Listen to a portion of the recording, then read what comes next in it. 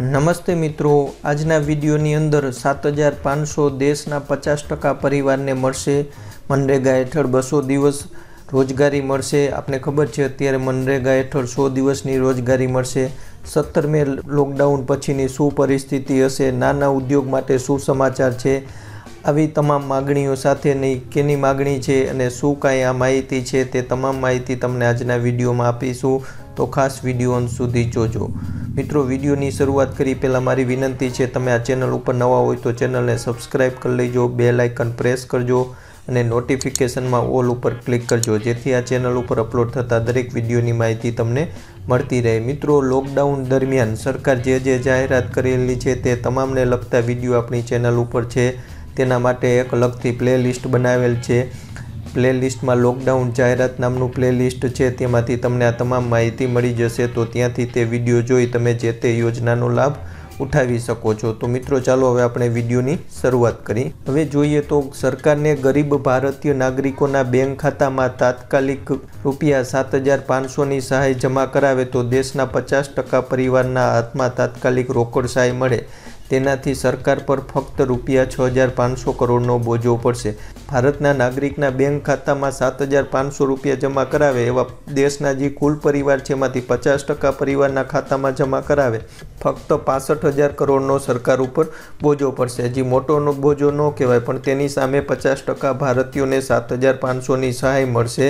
આ સહાયથી ગરીબ અને માઇગ્રન્ટ વર્કર્સ છે તેની મુશ્કેલીના સમયમાં આર્થિક મદદ મળી રહી છે, એટલે તેના આ સમયની અંદર આ 7500ની સહાય છે તે તેમના માટે મોટી સહાય સાબિત થઈ શકે એમ છે।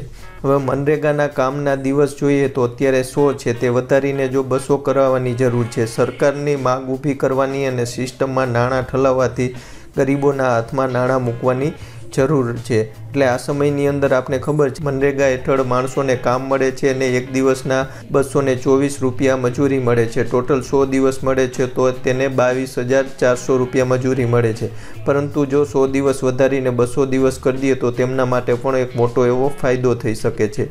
સરકારે આ દિશામાં પણ વિચારવાની જરૂર છે। હવે સરકારે માઇક્રો, સ્મોલ અને મીડિયમ ઇન્ડસ્ટ્રી છે તથા કેટલીક મોટી કંપનીઓની મદદ કરવી જોઈએ, કારણ કે આ તમામ એકબીજા સાથે સંકળાયેલી છે। મિત્રો, જો ઉદ્યોગો ચાલુ થશે તો જ અર્થતંત્રને વેગ મળશે, તે માટે સરકારે તમામ કંપનીઓ છે તેને પણ થોડીક રાહત આપવી જોઈએ। ફક્ત નાની કંપનીઓ કે મોટી કંપનીઓને રાહત આપવાથી પ્રશ્ન સોલ્યુશન નહીં થાય, પરંતુ એ તમામ કંપનીઓ છે એકબીજા સાથે સંકળાયેલી છે અને તમામને રાહત મળશે તો જ તેમને ફાયદો થશે। મિત્રો, આ બધું જે મેં તમને વાત કરી તે કેને જાહેરાત કરી છે તો તમે જોઈ શકો છો, રાહુલ ગાંધીએનું સૂચન છે। આપણે ખબર છે કોંગ્રેસે પણ અગાઉ આવી સરકાર સમક્ષ માંગ કરી હતી કે દેશના ગરીબોને ₹7500ની સહાય કરે, અને બીજું ખાસ એ કે 17મે પછી લોકડાઉન હટાવવાની સરકારની વ્યૂહરચના જાહેર કરે, જેથી આમ પબ્લિકને પણ ખબર પડે અને અર્થતંત્રને પણ યોગ્ય દિશામાં જઈ શકે। મિત્રો, મેં તમને જે વિડીયોમાં માહિતી આપી છે તે તમામ માહિતી અહીંયા ઉલ્લેખ છે। રાહુલ ગાંધીએ આ પત્રકાર પરિષદમાં તેમને આવી સરકાર સમક્ષ માંગ કરી છે અને સરકાર જો આ માંગ સ્વીકારી લે તો સારો એવો ફાયદો થઈ શકે છે।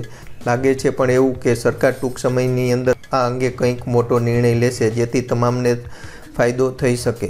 મિત્રો, જો આ વિડીયો ગમ્યો હોય તો લાઇક કરજો, ચેનલ ઉપર નવા હોય તો સબસ્ક્રાઈબ કરજો અને વિડીયોને શેર કરજો। જય જવાન, જય કિસાન, જય હિન્દ।